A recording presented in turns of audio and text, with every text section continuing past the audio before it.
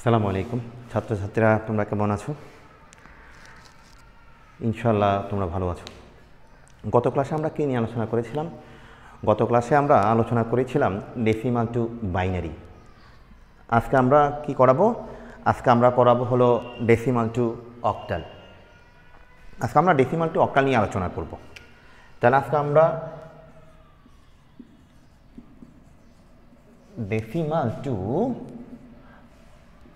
Octal সংখ্যা পদ্ধতি নিয়ে আলোচনা করব।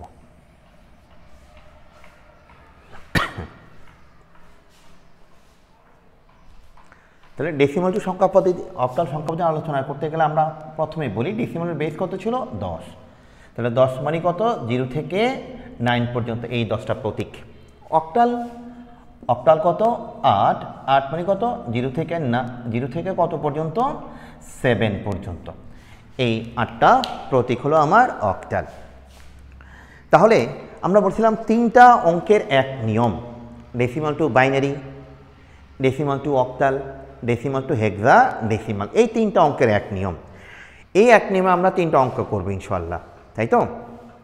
তো আমরা প্রথমেই এভাবেই করি, যে কিভাবে করি? প্রথমে পূর্ণ সংখ্যাগুলো করে পেলাই, যে ডেসিমাল টু বাইনারি এর পূর্ণ সংখ্যা করলাম, ডেসিমাল টু অক্টাল এর পূর্ণ সংখ্যা করলাম, এরপরে ডেসিমাল টু হেক্সাডেসিমাল এর পূর্ণ সংখ্যাগুলো করলাম। তারপরে আমরা কি করব? ডেসিমাল টু বাইনারির ভগ্নাংশ দেব, ডেসিমাল টু অক্টালের ভগ্নাংশ দেব, ডেসিমাল টু হেক্সাডেসিমালের ভগ্নাংশ দেব। তাহলে প্রথমে আমরা ডেসিমাল টু বাইনারি করেছি গত ক্লাসে, সেখানে আমরা 2টা অঙ্ক করেছিলাম, সুন্দর করে তোমাদেরকে বুঝিয়ে দিয়েছি কীভাবে অঙ্কগুলো করতে হয়। আজকে আমরা কি করব? আজকে আমরা করব ডেসিমাল টু অক্টাল। তাহলে একটা অঙ্ক যদি আমরা দিই 9764 10 সমান হোয়াট 8, এই অঙ্কটা আমরা দিলাম, একটু বড় অঙ্ক দিলাম। বড় হোক আর ছোট হোক তাতে ভয় পাওয়ার কোনো কিছু নাই, একেবারে ন্যাচারালি কথা বলতেছি তোমাদের সাথে, যে এই যে তোমাদের ক্লাসটা ঠিক এভাবেই যাবে, কোনো সাউন্ড সিস্টেম থাকবে না, কিছু থাকবে না, ঠিক এভাবে, যাতে করে তোমরা সঠিকভাবে বুঝতে পারো। ঠিক আছে? এ হলো কথা। একটু বড় দিলাম। তো আমরা এই বড় অঙ্ক দেওয়ার অর্থ মানে কি? আমরা ক্যালকুলেটারে করব। কিভাবে করব? আমরা ক্যালকুলেটারে আমরা অঙ্কটা করব, যাতে করে সহজভাবে আমরা বুঝতে পারি। তো তোমরা ইচ্ছা করলে এটা মুখে মুখে করতে পারো, একটু বড় বিদায়, তার জন্য আমরা ক্যালকুলেটারের নিয়মটা শিখিয়ে দিচ্ছি, যে ক্যালকুলেটারে আমরা কিভাবে করব। তাহলে এটা একটা পূর্ণ সংখ্যা। কি সংখ্যা? এটা পূর্ণ সংখ্যা। তাহলে আমরা জানি পূর্ণ সংখ্যা কি করতে হবে? পূর্ণ সংখ্যা ভাগ করতে হয়। তারপর আমরা বলেছি পূর্ণ সংখ্যা নিচ থেকে উপরে লিখতে হয়। তারপর আমরা কি বলেছি, তাই না? তাহলে কি দ্বারা ভাগ করব আমরা বলেছিলাম? আমরা বলছি যে বেস বা ভিত্তি দ্বারা ভাগ করব। তাহলে দশমিক সংখ্যাকে কিছু রূপান্তর করতেছি, আমরা অক্টাল সংখ্যা পদ্ধতিতে রূপান্তর করতেছি। তাহলে কি দ্বারা ভাগ করব? এই অক্টাল সংখ্যা পদ্ধতির যে বেস আছে, এই বেস দ্বারা আমরা কি করব? ভাগ করব। কাকে ভাগ করব? এই ডেসিমাল সংখ্যাকে। তাহলে এটা একটা পূর্ণ সংখ্যা। তাহলে পূর্ণ সংখ্যা হলে আমরা কি করব? ভাগ করব। তাহলে 9764 এই সংখ্যাটিকে আমরা ভাগ করব কত দ্বারা? 8 দ্বারা। 8 দ্বারা আমরা ভাগ করব। এটা একটা পূর্ণ সংখ্যা, তাহলে পূর্ণ সংখ্যা ভাগ করিতে হয়। তাহলে আমরা ক্যালকুলেটরে গেলাম, তাই তো? ক্যালকুলেটর অংশে গেলাম, যাওয়ার পরে আমরা কি করলাম? 9764 ভাগ কত আমার? 8। দেখো আমি ভাগ দিয়েছি, ভাগ দিয়ে কত পেয়েছি? 1220 পয়েন্ট কত পেয়েছি আমি? 8 পেয়েছি। একটু ভালো করে লক্ষ্য করো, এইটা হলো আমার পূর্ণ সংখ্যা, এটা হলো আমার ভগ্নাংশ। যদি আমি লিখি, এটা হলো আমার পূর্ণ সংখ্যা আর এইটা হলো আমার ভগ্নাংশ। ভগ্নাংশ এতে সহজভাবে বোঝানোর আর কোনো কিছু নাই। তাহলে আমি এই 9764কে ভাগ দিলাম, ভাগ দেওয়ার পর তোমাদেরকে আবারও দেখাই যে 9764 ভাগ কত? 8। কত পেয়েছি? 1220 পয়েন্ট কত পেয়েছি আমি? 5 পেয়েছি। সরি টু সে, পয়েন্ট কত পেয়েছি? 5 পেয়েছি। তাহলে এটা হলো পূর্ণ সংখ্যা, এটা হলো আমার কি? ভগ্নাংশ। আমি কত লিখলাম? 1220 লিখলাম। তাহলে আমি যেটা লিখেছি সেটা আমি বাদ দিয়ে দিলাম। কারণ যেটা আমি লিখে নিয়েছি এটা কি আমার বাদ, এটা চলে গেল, এটা বাদ হয়ে গেছে। তাহলে দেখো থাকে কত 0.5, কত থাকে 0.5, 0.5 মানে কি হাতে কিছু একটা আছে। হাতে কত থাকবে? হাতে থাকবে 0 থেকে 7 পর্যন্ত এই 8টা প্রতীকের যে কোনো একটা থাকবে। তাহলে দেখো এখন আমি কি করব, এই 0.5কে এই যে হাতে যেটা থাকে ভগ্নাংশটা থাকে এই 0.5কে আমি এই বেস দ্বারা গুণ করব। তাহলে অক্টালের বেস কত 8, এ গুণ কত 8, এভাবে দিতে হয়। বুঝছো কথা? কি করব, এই যেটা ভগ্নাংশ থাকবে এই ভগ্নাংশকে আমি বেস দ্বারা গুণ করব। তাহলে পূর্ণ সংখ্যা আমি লিখে দিয়েছি, লিখলাম, আমার কিছু নাই, আছে কত 0.5 আছে। এই 0.5কে আমি বেস দ্বারা গুণ করব। তাহলে তুমি বেস দ্বারা গুণ করে দাও। তাহলে 0.5 গুণ কত 8, কত পেয়েছি আমি 4 পেয়েছি। তাহলে এই যে গুণ করার পর আমি কত পেয়েছি 4 পেয়েছি।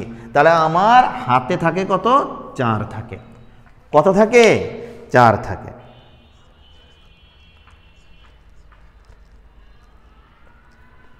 এখন আসো, তাহলে এটার কাজ করা আমার শেষ হয়ে গেল। এটার কাজ কি আমার কি শেষ। এরপরে আমি আবার ভাগ করলাম, কত ভাগ করলাম 1220, 1220, এই যে 1220 ভাগ কত 8, আমি ভাগ দিলাম। ভাগ দেওয়ার পরে পেলাম 152 পয়েন্ট কত পেয়েছি আমি 5 পেয়েছি।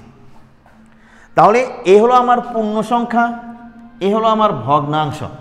তাহলে আমি লিখলাম 152 পূর্ণ সংখ্যা, আমি লিখলাম কি লিখলাম পূর্ণ সংখ্যা লিখলাম, যেটা পূর্ণ সংখ্যা আমি সেটা লিখলাম, এই যে আমি লিখেছি। তাহলে হাতে থাকে 0.5 থাকে, 0.5 থাকে। হাতে যেটা থাকবে এই 0.5কে আমি বেস দ্বারা গুণ করব। কি দ্বারা গুণ করব? বেস। কোন বেস?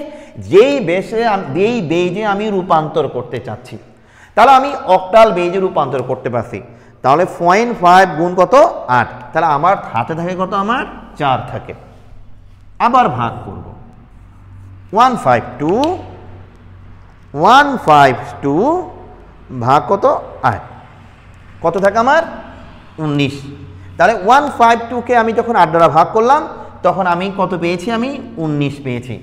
তাহলে 19 মানে কি নিঃশেষে বিভাজ্য হয়ে গেছে। যখন কোনো দশমিক থাকবে না, পয়েন্ট থাকবে না, তাহলে বুঝতে হবে এটা নিঃশেষে বিভাজ্য হয়ে গিয়েছে। তাহলে নিঃশেষে বিভাজ্য হওয়ার মানে কি? যে হাতে আর কোনো কিছু নাই। তাহলে হাতে যদি কোনো কিছু না থাকে তাহলে আমি কি দেব? শূন্য দেব।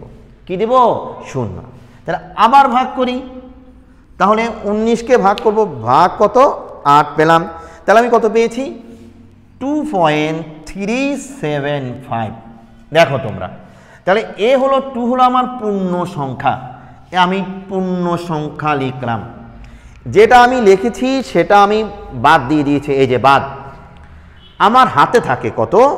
থাকে 0.375 থাকে। কত থাকে? 0.375 থাকে। তাহলে এই যে 0.375, এই 0.375 এর সাথে আমি বেস দ্বারা গুণ করব। তাহলে বেস কত আমার 8। ঠিক তদ্রূপ একই নিয়মে আমরা বাইনারি করতে পারি, ডেসিমাল টু বাইনারি। একই নিয়মে ডেসিমাল টু অক্টাল, একই নিয়মে ডেসিমাল টু হেক্সাডেসিমাল। কোন সংখ্যা? পূর্ণ সংখ্যা। খুবই সহজ একটা ব্যাপার। তাহলে দেখো এই 0.375 গুণ কত 8, তাহলে থাকে কত আমার 3 থাকে। তাহলে এখন দেখো, এবার আমি কি পেয়েছি? আবার ভাগ করতে হবে। তাহলে কতক্ষণ পর্যন্ত ভাগ করব? আমরা বলেছিলাম যে যতক্ষণ পর্যন্ত ভাগফল শূন্য না হয়। কোন ফল? ভাগফল। একে যদি আমি ডান ধরি, একে যদি আমি বাম ধরি, তাহলে যতক্ষণ পর্যন্ত বাম পাশ শূন্য না হয়, তাই না, ততক্ষণ পর্যন্ত আমাকে কি করতে হবে? ভাগ করতে হবে। তাহলে এখন আসো, 8 দ্বারা আমরা এবার 2কে ভাগ দিই। 8 কি 2 দ্বারা ভাগ যায়? না, যায় না। তাহলে কয়বার যায়? না যাওয়ার অর্থ মানে কি? 0 বার। না যাওয়ার অর্থ মানে কি? যে 8 2 এর মধ্যে ভাগ যায় না। তাহলে কয়বার যায়? না যাওয়ার অর্থ মানে কি? 8 2 এর মধ্যে ভাগ যায় না, কয়বার যায়? 0 বার যায়। কয়বার যায়?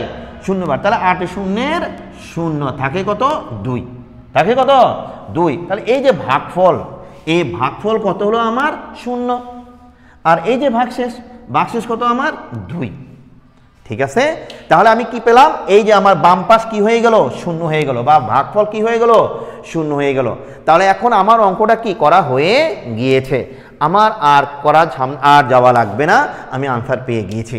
এখন আমি আনসার কোনখান থেকে লিখব? আনসার লিখব, আমি জানি এটা একটা পূর্ণ সংখ্যা। কি সংখ্যা? পূর্ণ সংখ্যা। তোমরা জানো আমি নিয়ম লিখে দিয়েছি, পূর্ণ সংখ্যা কোনখান থেকে লিখতে হয়? নিচ থেকে উপরে লিখতে হয়। পূর্ণ সংখ্যা কোনখান থেকে লিখতে হয়? নিচ থেকে উপরে লিখতে হয়। হ্যাঁ, এই যে আমি এখন নিচ থেকে উপরে লিখব। তাহলে এই সংখ্যাটা হলো আমার MSB, এই সংখ্যাটা হলো আমার LSB। তাহলে এটা হলো আমার সবচেয়ে বড় সংখ্যা, এটা হলো কি আমার সবচেয়ে ছোট সংখ্যা। তাহলে আমি আনসার কি লিখতে পারি? 23044। বেস কত? 8। এই হলো আমার আনসার। ঠিক আছে, আজকে এই পর্যন্তই। আল্লাহ হাফেজ, তোমরা ভালো থাকো।